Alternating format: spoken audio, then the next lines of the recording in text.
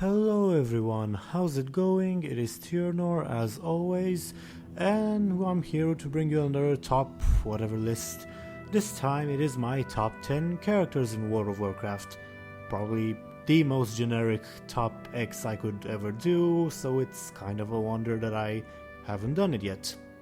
I'm kind of thinking that I should do this little list maybe at the start of every expansion, that is if my picks on the matter ever change, because I have to say Legion did change a few of my picks for this particular list. But let's not give away too much, so here we go. Number 10 on my list is Genn Greymane. Not necessarily because of Legion here, to address the point I made in the intro, but Legion certainly did help. I personally always liked Gilneas even before Cataclysm, and by extension I liked Genn Greymane too. Admittedly, his character before Cataclysm was just that he was this very isolationist and very questioning of the Alliance as an organization, to the point where he built the Greymane Wall. It is also kind of funny how the descriptions we have of Greymane before Cataclysm vary somewhat, either making him a fat and lazy king or a strong burly old man. However, I like Greymane mostly for his portrayal in Cataclysm and in the Curse of the Worgen comic.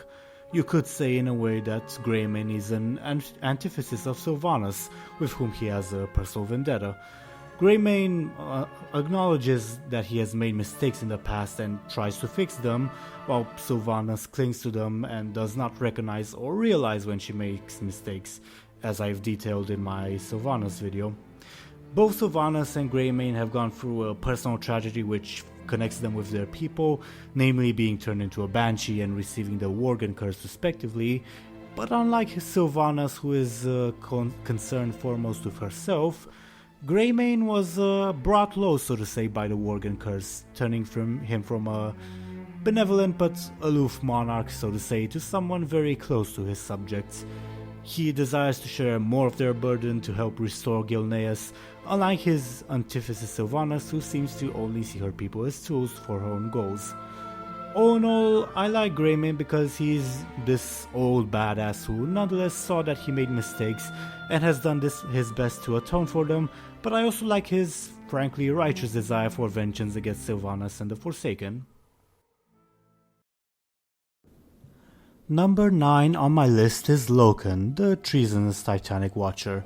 I've talked about Loken before in a previous topics video, but this is just kind of rehashing what I've said there. I like Loken because he's such a human character, for lack of a better term.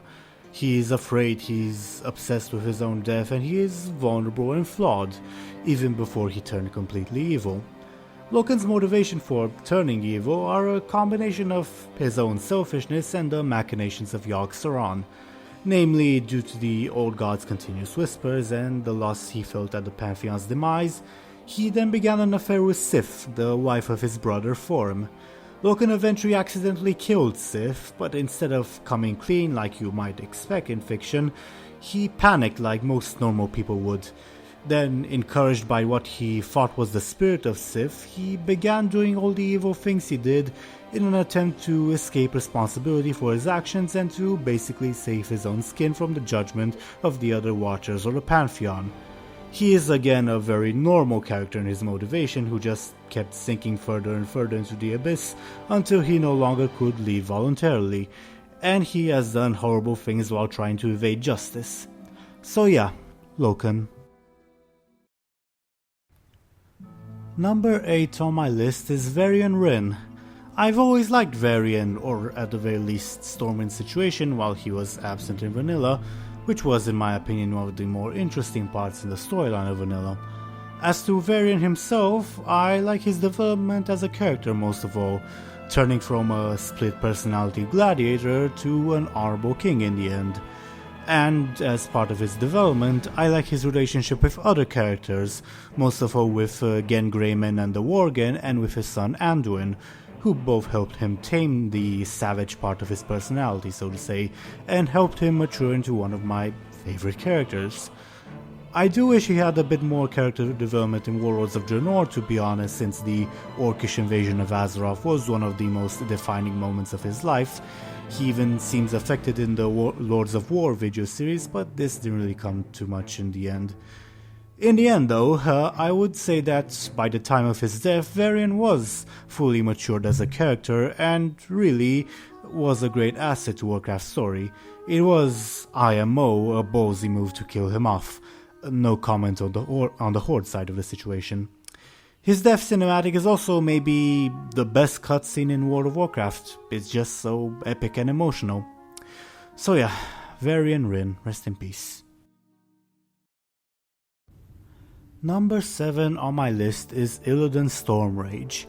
I like him, 1 because he's so badass, and 2 because he's so selfish yet dedicated to destroying the Burning Legion. I like his deep personal connection with the Legion, his knowledge of what it truly represents, and his demon hunters. He's pretty much the ultimate anti-hero in Warcraft. He is an incredibly flawed character, yet he is one who tries usually to do the right thing. Sometimes his selfishness coincides with the quote-unquote right thing, like he did in War of the Ancients, where he infiltrated the Burning Legion and joined them, quote-unquote, partly to impress Tyrande. I also like his portrayal in the Illidan novel, which was basically written to excuse all the plot holes of Burning Crusade. It's not a great book, but it does reveal insight into Illidan's character and portrays him as this incredibly Machiavellian character who did absolutely horrible things in his quest to destroy the Burning Legion. Some may say that it is a lazy retcon, and really the novel is not exactly brilliantly written, but I think it takes the pieces laid out by Burning Crusade and arranges them in a way that makes sense and is more or less consistent. On the other hand, I'm not really a fan of the Illidan becoming Kerrigan from StarCraft plotline. Illidan was special for being a demon hunter, for being this selfish character with great insight into the Burning Legion, and who uses the Legion's own powers against them. Turning him into a champion of the light is not only an almost complete 180 for his character, but it also diminishes the role of other characters. But I digress. I like Gul'dan is the conclusion of this little rant. Number 6 on my list is Moira Bronzebeard / Thaurissan. Moira is probably one of the more mysterious and interesting friendly characters. I really like her backstory, with her being the only child of King Magni, who, although he did love her, really wanted a male heir instead, which led to a gradual alienation between father and daughter. She was eventually kidnapped by Emperor Thaurissan of the Dark Irons, who showed her respect and listened to her opinions, and the two eventually fell in love and married. The Moira storyline in Vanilla was also one of the more interesting parts of Vanilla, with Thrall or King Magni respectively sending assassins to rescue Moira and kill Thaurissan, believing that the princess was under a spell, only to reveal that the two were actually in love. She eventually returns to Ironforge to claim her position as queen after King Magni is petrified, and eventually becomes the Dark Iron representative in the Council of Three Hammers. I really like Moira's relationship with her father, especially with what happens in the new Fault Lines comic, and I also like how she is more attached to the Dark Irons rather than her own Bronzebeards, and fairly understandably, as the Dark Irons came to see her as one of their own and never discriminated her for being a woman. Despite being a flawed person and being concerned with the Dark Irons first, she does care about Ironforge as a whole and has proven herself to be a very capable politician and a great character. Number 5 on my list is Medivh, the Last Guardian.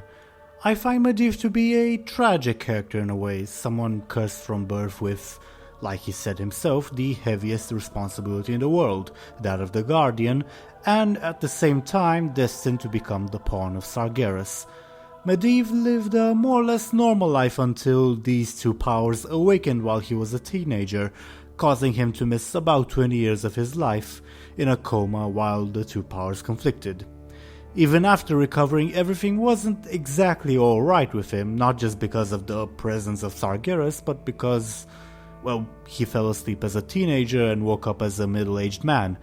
His personality is also a mix of this, sometimes being impetuous and excitable like a teenager, sometimes behaving maturely and responsibly, and of course sometimes murdering fellow mages and opening dark portals. And this also translated in a way to his apprentice Khadgar. While Khadgar is not infested by demonic power or anything, he too was aged up from a teenager to an old man, in my opinion causing him to have some of these same interesting personality tics. I also like how Medivh was pretty much a pawn, either of Aegwynn or of Sargeras, and he never really had a voice of his own until he was revived for the Third War. Medivh is a tragic, unpredictable character that many times seems to either know everything or nothing at all, depending on which personality is dominant, so to say. And yet all these personalities, all these manipulations are still part of Medivh. They are not necessarily separate entities, so to say. I also like what one could say was the influence of the actual, quote-unquote, Medivh had on his life, as opposed to his duties as a guardian or the corruption of Sargeras. Namely, Medivh tried to make as many friends and connections as possible, such as Anduin, Lothar, Khadgar, or Garona, in order to stave off his corruption and to have someone who would strike him down when he inevitably succumbed. So yeah, Medivh. Number 4 on my list is Nobundo. I have also talked about Nobundo several times before. What I like most about him is his tragic backstory and his relationship with Prophet Velen and the rest of the Draenei, which is detailed almost exclusively in the short story Unbroken, which, like I've also mentioned before, is one of my all-time favorite short stories.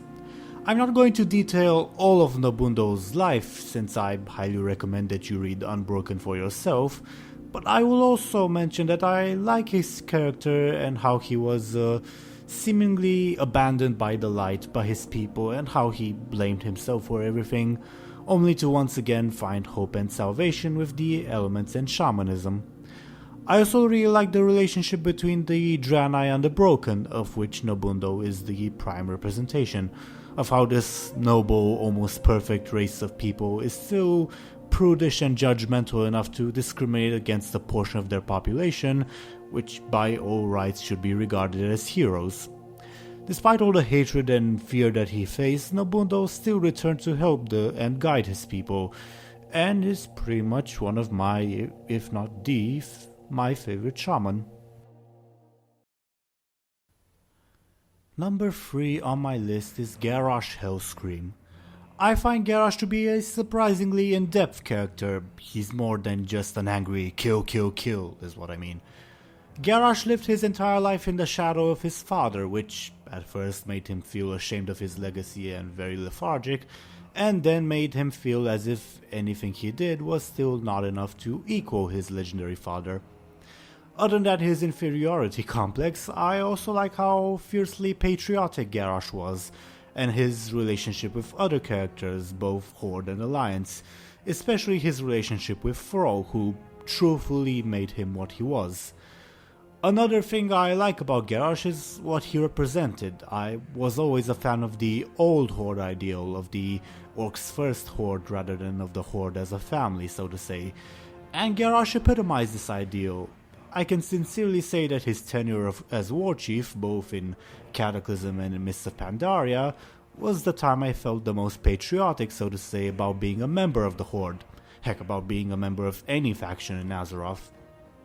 One thing that I would criticize, however, about Garrosh's character is the apparent 180 that occurred between Cataclysm and Mists of Pandaria.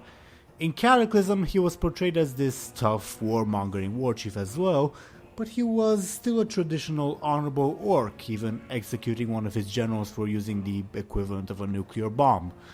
But with Faramore and Mists of Pandaria, he seemed to have abandoned all notions of honor that he ever had in a completely unnatural way, I think.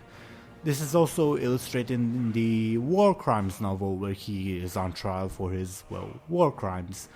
Other than the accusations leveled at his subordinates or on the orcs as a race, the accusations directed at Garrosh Hellscream himself are all from Mists of Pandaria and Faramore, with the exception of the events of the novel Wolfheart and of Cairn's death. It honestly feels like, for the end of Wrath of the Lich King and most of Cataclysm, the writing team at Blizzard was really into the idea of having Garrosh as the war chief and making the Horde really cool and badass. Only to then actually say, actually we don't really like that idea, it kind of feels like the old Horde too much, let's turn his character around to justify getting rid of him. But I digress. Once again, despite this, Garrosh, Hellscream and what he represented still make him my third favorite character in Warcraft so far. Number 2 on my list might surprise those who have known me for a long time. It is Ner'zhul. The reason this is so surprising is because Ner'zhul was my all-time favorite character until recently. One thing to keep in mind is that he wasn't replaced from his number 1 spot because something bad happened to him, but because number 1 rose up and overtook him. But regarding Ner'zhul himself, I like him because he kind of resembles a character from an ancient Greek tragedy, so to say. He genuinely cared for his people and was selfless in his actions, yet he had some secret ambition of his own. Yet every time that he acted on that ambition, he only cast himself, and his people by extension, down.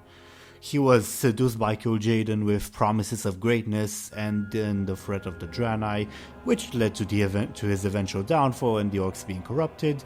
He was eventually convinced by Teyrn Gormthian to retake leadership of the Horde in order to save it from annihilation, but when he let himself become seduced by the Scroll of Gul'dan and by his own desires for greatness, abandoning his fondness for his people in the process, he once again fell, this time being captured by Kil'jaeden. And finally, when he defied Kil'jaeden and sought his independence as the Lich King, merging with Arthas initially, he was then betrayed by the very same Arthas who destroyed his spirit.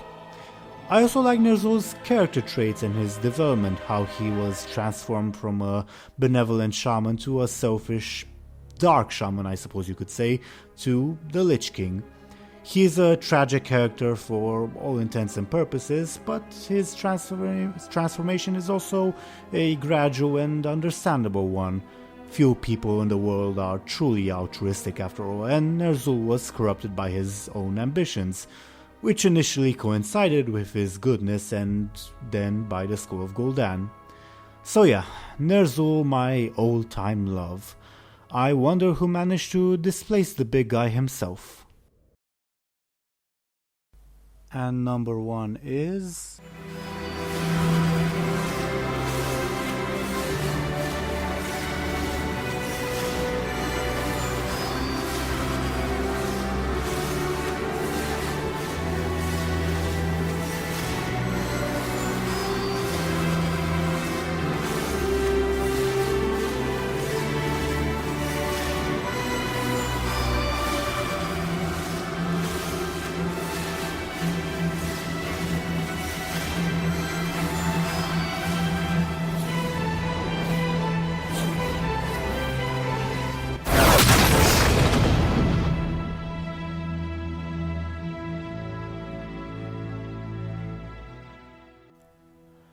Number 1 on my list is Anduin Wrynn. You see my motivation for saying I could redo the list for every new expansion now? I always liked Anduin, even when he seemed to be just that little kid that stood by Varian in Stormwind. I like his character, that of a wise pacifist, and I especially like his development and how he grew from boy king to the man we saw in the Son of the Wolf comic. I really like his relationship with Varian and how it developed over the years and how it influenced both of them, and I will admit that I also like it because of personal reasons, since there are a lot of parallels to be drawn with my relationship with my own father. I also like Anduin for having the courage to take matters in his own hands and seek peaceful resolutions to all conflicts, despite the fact that he is a bookworm and a pacifist. Even his alternate darkest version seen in the War Crimes novel was ultimately willing to sacrifice himself to save another, and how he has now matured into a champion of the light who understands that you must be willing to fight for peace, so to say. Other than that, like I said, I like pretty much all of Anduin's moments until now, from his involvement in restoring Varian, to securing peace in Ironforge, to the Divine Bell storyline, and so on. What made him number one for me was the new Son of the Wolf comic, actually, since it pretty much completed and brought home Anduin's development, and it was simply an incredibly well done comic, to the point where it almost made me want to play Alliance in the game rather than Horde. I may have cried a little. And this brings us to the end of another top whatever list. Leave any thoughts in the comments below, and I would also love to hear who your favorite characters are. I suspect this might be one of the more divisive lists I've made, especially considering some of my comments in the video, but regardless, I'll see you all next time. Farewell.